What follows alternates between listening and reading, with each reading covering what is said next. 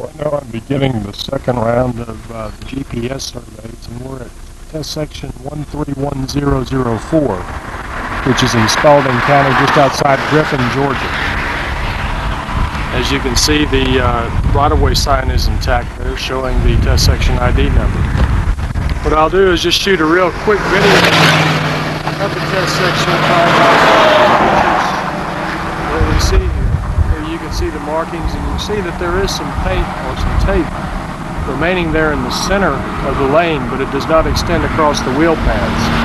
That is probably acceptable for our purposes, but that's one of the things that we've asked the maintenance engineer in this district earlier today up in Thomaston to check with, to go down to the end of the test section and work my way back up this way in order to be a little bit safer out here and trying to describe what we have by working in against the direction. I've gone down to the end of the test section. I'm going to turn around and work my way back up to the beginning that you can see up there by the state vehicle which we're taking around. A couple of things to note about this section. For one,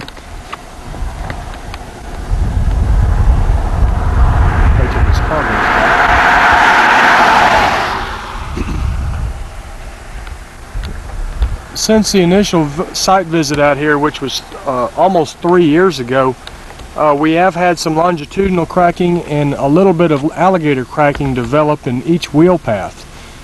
Particularly longitudinal cracking, which is the dominant distress type up and down the test section. You can also see places where it has progressed into alligator. Another thing that you see here is where they have come in and corrected a lane shoulder drop-off situation. They've done this in places with some of this, just some hot mix patching material here. However, right towards the beginning of the test section, there are some places where there is a considerable lane shoulder drop-off. I'm not going to worry about trying to record that, since that is indeed out of the limits of the test section. But it's something I wanted to point out as we're going through. All of this cracking that you can see in here, and I'll point out where there are differences, I am indicating to be longitudinal cracking. The only places where I'm going into alligator cracking is where there are parallel associated cracks, which are interconnected to some degree. We'll be coming upon some shortly that I'll be able to pop out and show you if traffic allows.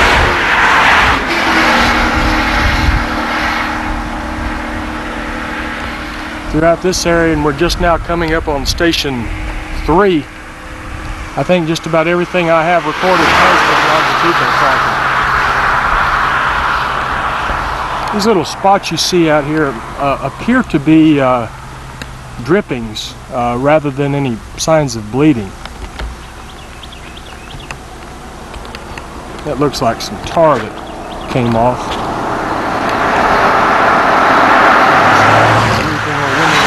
Patching material out here.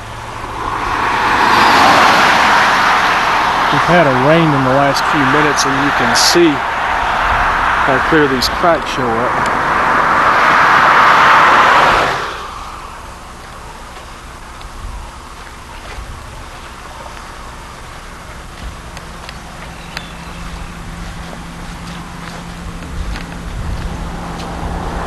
I would guess in another couple years' time you'll see most of these cracks that will appear to being alligator cracking.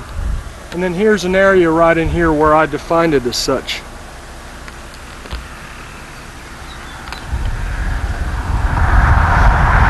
You can see where there's additional associated cracking.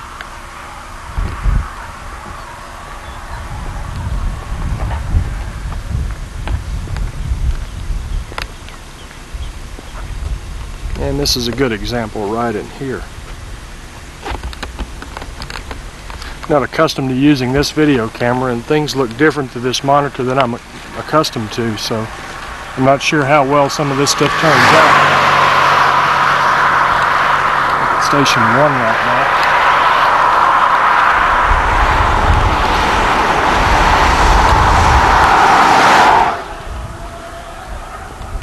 At this point you can see where they did not continue with the patch over here on the edge to try to relieve some of the lane edge drop-off which we had.